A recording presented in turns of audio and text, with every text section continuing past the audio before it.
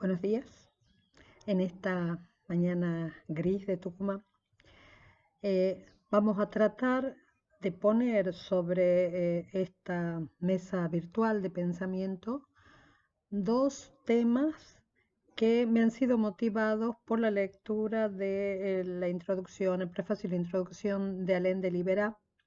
Dos temas para que podamos mirar problemáticamente esta introducción al medioevo. Quiere decir, para que asumamos ingresar a este mundo de reflexión con una mirada que atienda a ciertas consideraciones críticas. Los dos puntos que me han resultado muy relevantes para pensar son los siguientes. En primer lugar, una consideración sobre la duración y el tiempo en la Edad Media. En segundo lugar, una consideración sobre la presencia o la ausencia o la acción de dos grandísimos espacios simbólicos, tal como son los espacios de Roma y de Atenas. Por lo tanto, lo que quiero que pensemos en este primer momento es qué quiere decir a nivel de cómo se lo están representando, cómo se lo están pensando y en qué nos ayuda eso a nosotros para poder entender lo que estamos por ver, cómo se está captando la duración. Eso de que las cosas pasen, de que haya un antes y un después, que procedamos de, que esperemos, vaya uno a saber qué, ¿sí? Es decir, lo que ha motivado esta primera reflexión es que lo que Alain de Libera pone sobre la mesa o critica, y esa crítica ha sido muy importante para los pensadores medievales, lo que Alain de Libera pone sobre la mesa es que estamos acostumbrados a imaginar que cuando estudiamos el pensamiento medieval, en realidad estamos caminando, atravesando reflexivamente una especie de tiempo continuo, y ese tiempo continuo es el tiempo de determinados acontecimientos que están ocurriendo en Europa, en eso que tendemos a llamar no solo geográficamente, sino también simbólicamente, en eso que tendemos a llamar Occidente. Entonces, cuando estudiamos la Edad Media, pensamos que en realidad estamos abarcando este determinado periodo, largo periodo de tiempo, de cosas que ocurren en Europa y por ende de cosas que ocurren en Occidente. Y que lo que hacemos es atravesar esa duración. Pero que debiéramos poner a consideración que en la Edad Media existen varias duraciones y que por lo tanto no solamente se producen acontecimientos uno detrás de otro, sino que los actores de esos acontecimientos, tanto actores singulares como actores colectivos, actores sociales, actores políticos, actores religiosos, actuando individualmente y en conjunto, actores que construyen sociedades y que construyen decisiones políticas, esos actores se inscriben en duraciones distintas. Y trato de explicar lo que está queriendo decir el autor o lo que yo entiendo sobre eso. Entonces él dice, bueno, por un lado nosotros tenemos una duración latina, una duración griega, una duración judía, una duración arábigo-islámica, duraciones. ¿Qué significa? Da lo mismo que yo me entienda a mí, entienda el nosotros del que formo parte, como una experiencia que procede de hace 4.000 años, 5.000 años, o una duración que procede desde lo que se considera el siglo primero en el mundo cristiano y que lleva ahora más de 2000 años. Da lo mismo pensar que mi experiencia de reflexión en realidad se ha originado a partir de la experiencia de un pueblo en el siglo VI antes de Cristo en las colonias jónicas del Asia Menor. Da lo mismo pensar, como piensa alguien del Islam, que su experiencia de pueblo y su experiencia religiosa y su experiencia política tiene un punto de partida, que es la égira, quiere decir el momento en el que Mahoma se va de la Meca hacia Yatrib, que de ahí en más será Medina, la ciudad del profeta. No da lo mismo, no da lo mismo que nosotros pensemos que procedemos de. No da lo mismo que nosotros nos remontemos hacia tal o cual momento y que digamos, en ese momento, de ese momento, procede nuestra experiencia de pueblo, a partir de ahí proceden nuestras transformaciones, antes de eso no, y a partir de ahí sí. ¿Se dan cuenta? Y esas duraciones se están produciendo en forma simultánea, son distintas. Estamos viviendo distinto, nos consideramos distintos, pero todo está coexistiendo en lo que consideramos una especie de único momento.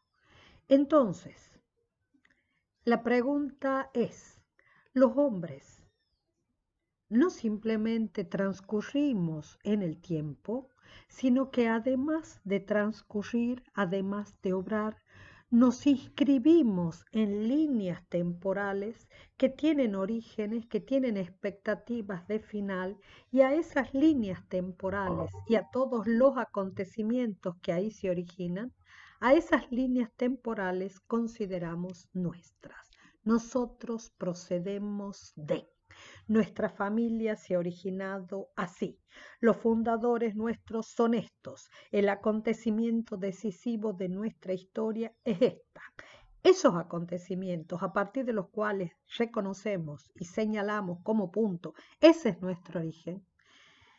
Esa memoria que hacemos de nosotros mismos, no solo personal, sino colectivamente, ya sea un colectivo sociopolítico, ya sea un colectivo religioso, ya sea como fuere, esos momentos, de algún modo, es aquellos momentos que se constituyen aquellos momentos que forman una inmensa lectura de lo que somos, un inmenso proyecto o frustración de lo que somos o queremos ser.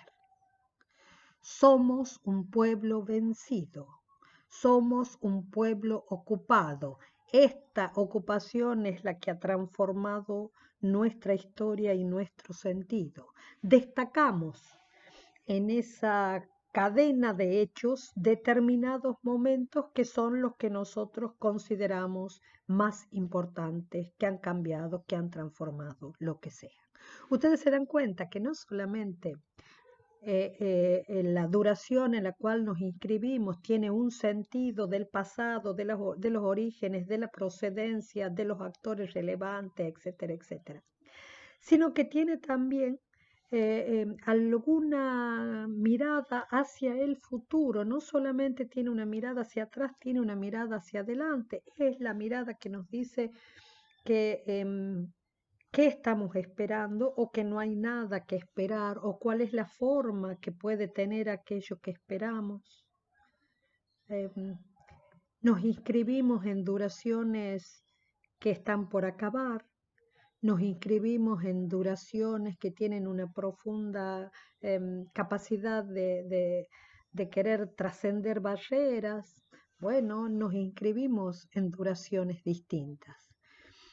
Y la prueba de que nos inscribimos en duraciones distintas y que distinguimos que no es lo mismo lo que nos está pasando, porque lo que nos está pasando viene de hace mucho, o lo que nos está pasando es lo que recién comienza con nosotros.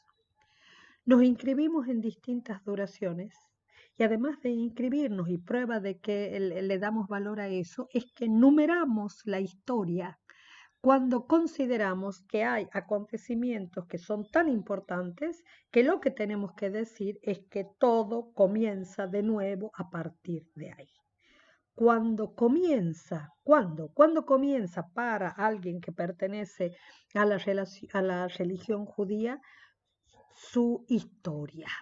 ¿Cuándo comienza para un cristiano su historia? ¿Cuándo comienza para alguien que viene de la experiencia del pensamiento griego su historia en el pensamiento? ¿Cuándo comienza el mundo político en el que estamos? ¿Cuándo comienza para alguien del Islam su historia? Ese es el año 1, el siglo 1. Y no es lo mismo decir que estoy en el siglo séptimo, diría Deliberá, a decir que estoy en el siglo primero. Estoy comenzando la historia en la Égira, estoy en el siglo séptimo y la experiencia carolingia está abriéndose para alguien que pertenece al territorio que hoy llamamos Francia. Se dan cuenta que es distinto y se dan cuenta que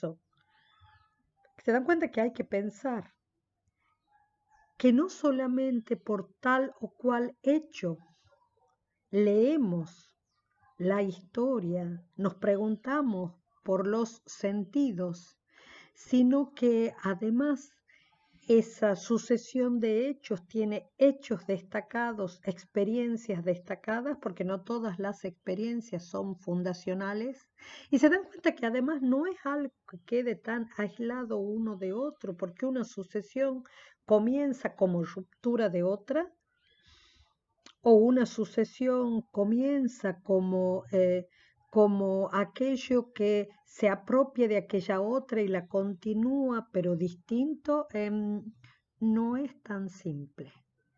No es tan simple decir que porque coexistimos en un mismo tiempo, entre comillas, de la historia, estamos inscriptos en la misma cadena de hechos, personas, acontecimientos, pertenecemos al mismo origen o esperamos lo mismo.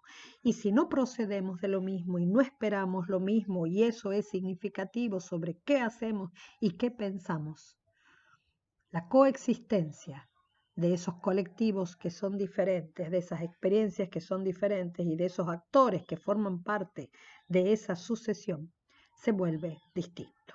Bueno, eso está ocurriendo en la Edad Media. Están coexistiendo distintas duraciones y esas duraciones implican pueblos, culturas, desplazamientos. Yo quiero dar simplemente un ejemplo muy pequeño y perdónenme todos aquellos que quizás con razón sean muy escépticos en la experiencia de los vínculos humanos o en la experiencia del amor humano, pero muchos podríamos decir, acompañando a Dante, o que Dante diga muchas de las cosas que nosotros no podríamos decir. Muchos podríamos decir que en las pequeñas experiencias humanas también hemos sentido que había acontecimientos que eran el comienzo de nosotros mismos de otra manera. Por eso cuando Dante dice y recuerda y hace memoria, o es tan prolijo para mostrar cuándo apareció Beatriz frente a sus ojos, nos hace sentir no solamente cuando él ha conocido a alguien, sino lo que quiere decir que alguien o algo aparezca. Aparece Beatriz frente a los ojos del Dante y yo no solamente entiendo, no solamente siento que eso es algo que le ha ocurrido, sino que siento lo que quiere decir que alguien aparezca. Todo era homogéneo antes. Nada se destacaba, nada se hacía presencia frente a mis ojos. Apareció Beatriz. Y de repente entendí que era la presencia de alguien. Eso que muchas veces ocurre, no siempre, que muchas veces ocurre en el amor humano, eso que muchas veces ha hecho que algo sea un antes y un después. Y no solamente en la experiencia del amor de pareja. Nació mi hijo y yo entendí lo que era amar. en la experiencia de discipulado, alguien me ha enseñado y yo de repente he descubierto de mí quién era, porque creía que era el que estaba en el medio de este mundo en el que no había nadie al que le interesara lo que a mí me interesa. Y de repente alguien me inscribe en la línea de quienes estudian. No es lo mismo, no es lo mismo. Entonces, por lo tanto, cuando nosotros apelamos a nuestras pequeñas experiencias, sí podemos entender. Cada cual tendrá 500 escepticismos sobre 1000 cosas, pero quizás en alguna línea, de alguna manera, en algún acontecimiento social o político, en algún acontecimiento artístico, ha entendido, ha sentido, ha percibido lo que era que algo aparezca. Y a partir de ahí, el reloj de nuestro tiempo personal funciona de otra manera, porque ese es el momento cero. Nosotros hablamos ahora de paciente cero en la pandemia. Bueno, nosotros tenemos momentos ceros en nuestra historia y a partir de ahí puedo decir, este es el uno, ¿no es verdad? A partir de ahí, porque es lo que experimento como decisivo respecto de mí mismo, respecto de que algo se presenta como antes y de ahí todo es un después. Bien, piensen que en la Edad Media se producen todo esto, que hay una serie de acontecimientos que se cruzan entre sí y que están muy fuertemente, muy vívidamente teniendo experiencias contrarias entre sí, contrarias en el tiempo de la espera, contrarias en el sentido de la acción, contrarias en el sentido del origen, y de alguna manera esto de cuál es el origen, hacia dónde vamos, no vamos hacia ningún lugar, qué esperamos, bueno, eso tiene mucho que ver con lo que nosotros podemos pensar como que influye sobre lo que hacemos, sobre lo que somos. Bien, en este momento también coexisten esas muchas duraciones, pero en este momento es el momento en el que empezaron a estar todas juntas. O sea, por supuesto que ya existía el judaísmo, por supuesto que el cristianismo empieza en la antigüedad o en la antigüedad tardía. Por supuesto que el mundo romano está antes, pero por supuesto que con el Islam están recién ahí. Y por supuesto que esa experiencia de todos juntos está haciéndose presente ahí. Todos juntos y el pensamiento griego, todos juntos e interacciones de distinto tipo, todos juntos con una diversidad de experiencias de tiempo, de espera, de acción, de cómo, de qué es lo que espero que la acción produzca. Espero que la acción no produzca nada, espero que la acción produzca esto. Bueno, todos esos acciones que nosotros vemos, bueno, son importantes y están presentes ahí. Entonces lo que dice Alain de Libera es que de alguna manera saquemos nuestra mirada sobre el mundo medieval, de la mirada encerrada en la, no porque no sea valiosa, pero de la mirada encerrada en la Europa como y su duración de un determinado momento y de pensarlo solamente en el marco de un contexto religioso y determinado, un contexto sociopolítico que es el occidente cristiano, y multipliquemos mundos y actores y entendamos que podamos estar sentados a la par y parecer que compartimos la mesa y en realidad nuestros mundos son profundamente distintos y nuestros mundos se acercan, se aproximan, toman trayectorias diferentes quizás porque nos hemos tocado. Ustedes han visto en esto de los ejemplos muy simples, ustedes han visto que a veces nos sentamos en la mesa con nuestros hermanos y parece como si hubiéramos vivido diversas historias. No reconocemos la historia del otro, porque para nosotros ese hecho ha significado una cosa, para nosotros ese hecho que esa persona, nuestro hermano, nuestra hermana, recuerda tan profundamente, para nosotros ni memoria tenemos de él. Y hemos crecido juntos y nos hemos hecho juntos y nos sentamos a la mesa y en realidad, imperceptiblemente, diversos mundos personales están obrando, diversos mundos personales están presentes y en juego, solo que nosotros no lo sabemos. Entonces, si consideramos que nuestra historia solo puede ser contado por el mayor o por nuestros padres o por el menor, perdemos la historia de nosotros como un conjunto, porque nosotros como un conjunto no es la historia oficial que cuenta alguien en la familia que eso ha ocurrido así. Es la historia de todos, obrando todos, interactuando todos, callando todos en alguna medida, ¿sí? Entonces, eso es exactísimamente lo primero. Lo primero que quiero que pongamos a consideración en este momento es exactamente eso, que nos inscribimos en duraciones, en orígenes, en términos.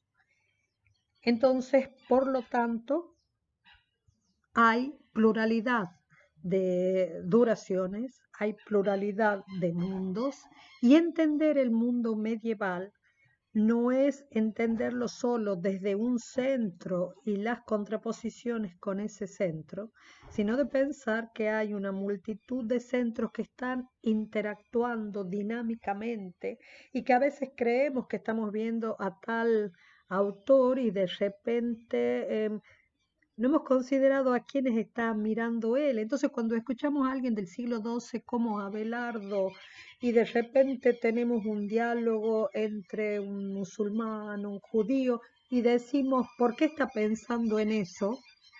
Bueno, está pensando en eso, porque en relación a ellos está hablando y en relación a ellos está obrando, ¿no es verdad? Entonces no podríamos pensar que nuestra mirada, que ordena todo, parece y separa, acá, allá, y tengo una montaña de pájaros cantando en este momento, y creo que no sé si se escucha lo que digo, nosotros no podríamos pensar que esto que está ocurriendo, que esto que está pasando tiene que ser leído solamente desde nuestra perspectiva, sino que tenemos que leerlos a ellos para que ellos se digan. Y por mucho que cada uno tenga una percepción de origen, una percepción de procedencia y una percepción de final, lo mismo, pese a todo, coexistimos con muchas otras cosas. Y entender la Edad Media es entender el fenómeno de esa coexistencia, entender que esa coexistencia es de diversos colectivos, que no es una coexistencia solo personal, entender también que es una coexistencia en donde los colectivos religiosos tenían acciones políticas, como ocurre, ¿no es verdad? Que no tenemos que pensar la vida religiosa como en tiempos de confinamiento como son ahora, como algo confinado a la vida privada, que eran actores absolutamente públicos, con palabras públicas, con beligerancias públicas, con intención performativa, es decir, que sus palabras produjeran determinados hechos, y así fue. Entonces, que si no consideramos esa multiplicidad de mundos que están entrando en una diversidad de sentido, y por eso llamo la atención que no es un detalle menor pensar en qué tiempo me he originado y hacia dónde voy. No es un detalle menor tener diversos referentes a mis espaldas y a la diestra y a la siniestra. Eso es lo primero que quisiera que consideráramos junto con Alain de Libera. Como dice él, dos contemporáneos no viven necesariamente el mismo tiempo. Y eso lo sabemos todos de muchas maneras. Y que eso fue un fenómeno no solamente de la conciencia personal, sino que fue acontecimiento histórico, desplazamiento espacial, culturas diferentes, pueblos diferentes, palabras en movimiento. Eso que nosotros sabemos, se desplazó lo griego con Alejandro Magno y su proyecto de helenización, se desplazó el derecho romano con el imperio, se desplazó el judaísmo con la diáspora, se desplazó el cristianismo con la misión o se desplazó cuando se volvió religión oficial de Roma, se desplaza en nuestra experiencia de palabras cuando traducimos, Se dan cuenta que en estos tiempos de tanto hablar del desplazamiento del virus, de los casos nativos, de los casos que vienen de afuera, bueno, tomemos esta terrible experiencia del desplazamiento de algo que no vemos desplazarse y que solamente advertimos cuando ya están producidos sus efectos. La tomemos para acercarnos a otra cosa que quizás es más lindo de pensar, que es que también se desplazan palabras, también se desplazan sentidos. Se desplazan y se mueven y cambian, ¿sí? Y cada una de estas direcciones constituye figuras de mundos distintos. Sí tenemos una que en la consideración histórica ha sido hegemónica, pero uno de los grandes desafíos, una de las grandes experiencias de abrir el pensamiento o la reflexión de la Edad Media es tratar de deconstruir la hegemonía de un único mundo de sentido y de interpretar que entrar en la Edad Media es estar entrando en el medioevo y que el medioevo es cristiano. No, el medioevo es un momento de la historia con múltiples protagonistas, con múltiples interacciones y tenemos que abrirnos para entender a esos múltiples mundos, a esas múltiples direcciones. Y me van a permitir por hoy que haga un video un poquito más largo de media hora, porque quiero poner a consideración el segundo de los elementos, que no es un elemento menor. Y el segundo de los elementos es que tenemos que considerar también algunas cosas que son importantes, que son los espacios simbólicos que obran sobre la Edad Media. Nosotros estamos acostumbrados a pensar por las convenciones que existen en la historiografía, estamos acostumbrados a pensar que la Edad Media se produce entre la caída del Imperio Romano de Occidente y hasta la caída del Imperio Romano de Oriente.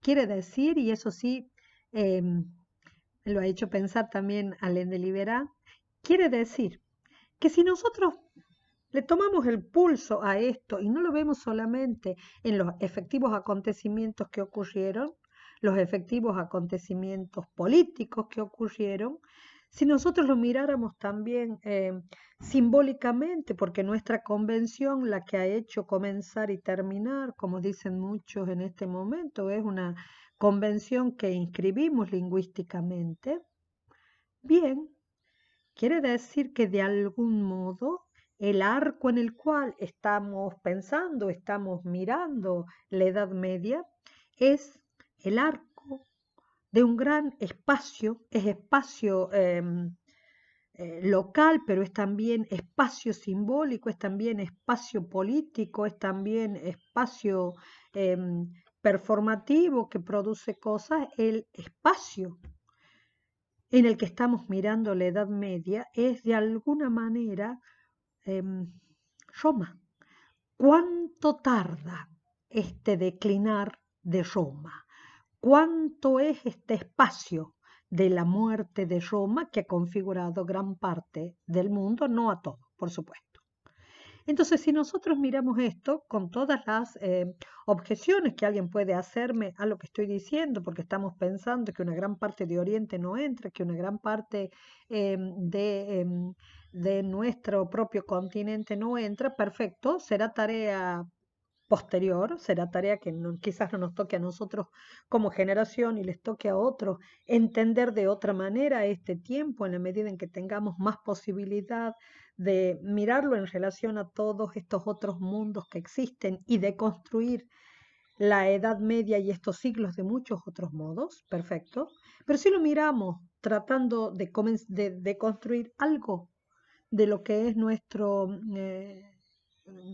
manuales sobre la Edad Media, nuestras propuestas en la Edad Media, si miramos eso, quiere decir que estamos teniendo en cuenta este gran mundo simbólico de Roma y estamos viendo caer el imperio en Occidente, pero no aún en Oriente, hasta que por la acción de la expansión imperial del imperio turco, que viene con el Islam por atrás, de la expansión imperial del imperio turco, cae Constantinopla y de alguna manera toda esa inmensa obra de Bizancio que tiene muchísimo que ver con la tradición griega, que es donde está presente la tradición griega, de otra manera, quiere decir que lo que estamos viendo es un arco de Roma que cae, a Roma que cae.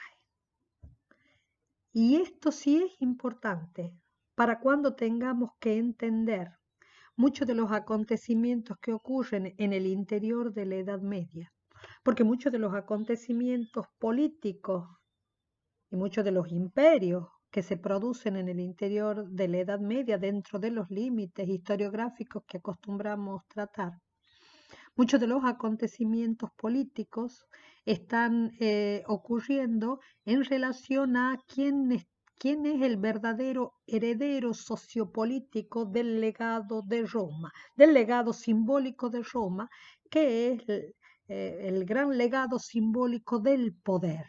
Por eso, en la Edad Media se preguntan mucho cómo se traslada el poder, pero cuando se está pensando en poder, la imagen fuerte del poder es Roma. Por lo tanto, si miramos hacia adentro de ese limitado mundo, lo que estamos viendo es cómo será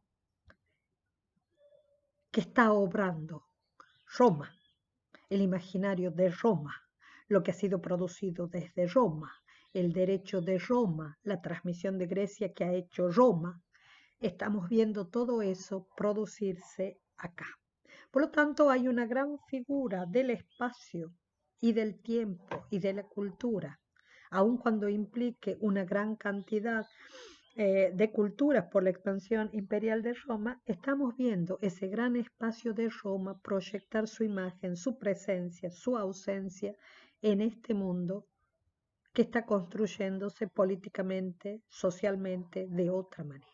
Y estamos viendo además a ese mundo construyéndose con algo que muchas veces queda totalmente opacado, pero que es apasionante más allá de la pasión, para mí por lo menos, que es el mundo de Bizancio, que es esa otra Roma, que en realidad para todas estas nuevas sociedades que están produciéndose como queriendo apropiarse de ese legado simbólico, tienen ahí a Bizancio y tienen a partir del siglo VII y del siglo VIII esa especie de gran distancia que está producida no solo por la distancia física, sino por la distancia de los acontecimientos políticos y de los acontecimientos bélicos. Tienen esa distancia que significa que la expansión islámica haya cerrado el Mediterráneo. Entonces, ustedes piensen que todo esto que está ocurriendo de mil maneras, es algo sobre lo cual tenemos que mirar. ¿Qué espacio es el espacio que está presente o ausente y obrando en ese momento sobre esta construcción de este espacio y este tiempo? Y por otra parte, este otro gran espacio, pequeño en extensión, pero inmenso en efectividad y en acción, este otro inmenso espacio que obra sobre la Edad Media, que es el espacio de Atenas.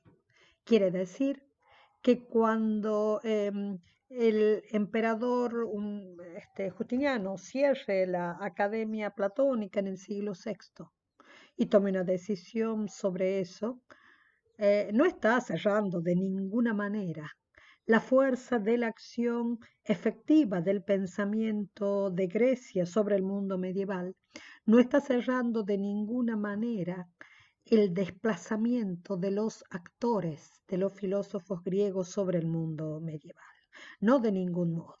Por lo tanto, no es solamente que existe el espacio simbólico de Jerusalén, porque estamos pensando en lo que son las discusiones sobre si existe una nueva producción y una nueva paideia en los primeros siglos del cristianismo y está presente si hay que elegir Atenas o Jerusalén, todo eso, no está presente solamente eso que es tan querido para el pensamiento medieval, que es considerar cómo se ha desplazado el saber, si el saber se traslada también. Y entonces hay algunos teóricos franceses que lo que están queriendo hacer es justificar a Francia, entonces están diciendo que el saber se ha trasladado ahora a París, porque está renaciendo el saber en París en el siglo XII. Sí, más allá de todo eso, lo que yo quiero que consideren de muchísimas maneras es porque si bien si bien nosotros estamos acostumbrados a pensar que aquí hay este espacio y que está ocurriendo esto en este espacio, los grandes espacios simbólicos de Roma y de Atenas están presentes. Y esos grandes espacios simbólicos producen habitantes de esos lugares. Es decir, no solamente habitamos en la tierra cuya tierra tocan nuestros pies, sino que habitamos también en aquellas tierras que son aquellos lugares simbólicos por excelencia de nuestro mundo. Y si no, cualquier argentino podría decir que cuando miramos los procesos de inmigración, muchos de los habitantes de nuestra tierra viven fundamentalmente en otros espacios, viven fundamentalmente en otros espacios simbólicos. Es decir, existen esos espacios, pero si es el espacio donde habitamos, si sigue siendo nuestra patria, quiere decir que cuando nosotros tocamos con nuestros pies esta tierra, en realidad la tocamos y algo dice en nosotros. Esto todavía no es nuestro, o siempre perteneceremos a aquello otro. ¿Sí? Quiero que pensemos todo eso para que entendamos que esta época tiene también espacios simbólicos que son constructores de inmensas decisiones, que son constructores de herencia, que son constructores de momentos que entran y que en la experiencia filosófica que nosotros vamos a transitar tiene mucho que ver con este espacio simbólico de Atenas que ya no está ahí y cuáles son los procesos a través de los cuales se ha comunicado. Entonces, si miramos este inmenso tiempo dentro de todo esto, tendríamos que decir que está la convergencia y tal la problematicidad de la convergencia de espacios diferentes, los que están presentes, los que obran desde fuera de los límites, están fuera de los límites que consideramos, pero son actores, ¿sí? Que obran con procesos de expansión de espacios que son diferentes. Si nosotros miramos la expansión del Islam entre el siglo VII y el VIII y arrasar con las fronteras, diríamos, ¿qué le pasa a este pueblo que se ha extendido así? Ustedes se dan cuenta que si nosotros lográramos mirar la Edad Media con todo ese desplazamiento de actores, con toda esa interacción, pensando que la experiencia del pensamiento filosófico es también la experiencia de otros espacios que están viviendo acá, de otros espacios con los cuales tenemos nuestros propios dramas, nuestras propias filiaciones, nuestras propias distancias. Si nosotros pensáramos en todo eso, esta adjetivación de la Edad Media nos resultaría muy complicada, a menos que pensáramos que es un espacio de comunicación. Una media como los medios de comunicación, como algo que ha comunicado infinitas cosas y por eso tiene tanto lío y por eso tiene tantas imágenes proyectadas sobre ella, porque las proyectamos desde muchos centros, puesto que ahí ha habido muchos centros y por eso tenemos que deconstruir muchos poderes hegemónicos porque lo necesitamos para recuperar su realidad, ¿no es verdad? Así como cuando nos preguntamos sobre la identidad de nosotros y decimos nosotros empezamos en qué año nuestra identidad, no tenemos que abarcar todos los actores que hay, no ponemos en discusión nuestra identidad porque tenemos que asumir otros actores. Bueno, a la Edad Media le pasa eso y al pensamiento le pasa eso. Entonces nosotros vamos a empezar a ver un actor a partir de la clase que viene que es vamos a empezar a ver Agustín de Hipona. Y vamos a dejar para trabajar en el práctico con la doctora Ale. Van a trabajar algunas continuidades y rupturas y sobre todo continuidades de textos, autores preponderantes de las tradiciones filosóficas griegas. No nos interesa solamente ver si lo nombran a Platón o Aristóteles, nos interesa ver qué textos disponen de tal. Porque como es una cultura que dispone de textos, que no dispone de textos, bueno, necesitamos saber qué disponen, qué no disponen y qué harán. Bueno, hasta aquí esta clase. Me he extendido unos 10 minutos porque, bueno, porque me he extendido y porque tendrían 2 horas si fuera mi clase habitual. Yo les pido a mis alumnos que cuando envíen las preguntas, primero las envíen como para darme tiempo que yo pueda distanciar más el video de las preguntas de otros, que me hagan las preguntas estrictamente sobre el contenido de este video, que las preguntas de los prácticos se lo hagan a la profesora Soledad. La profesora siempre me pasa las preguntas que cree que no han quedado suficientemente respondidas, me las dice ella personalmente y yo sí puedo retomar algunas de las preguntas, pero si no todas las otras preguntas de los prácticos, de lo que tengan que hacer con ellas, se la hacen a ella, ¿sí? Ella se las responde absolutamente y elige si es que hubiera alguna que ella piense que necesitamos ampliar, y yo confío mucho en su criterio, que necesitamos ampliar, es lo que me pasa para mí. Bueno, muy bien, muchas gracias y hasta el miércoles que viene.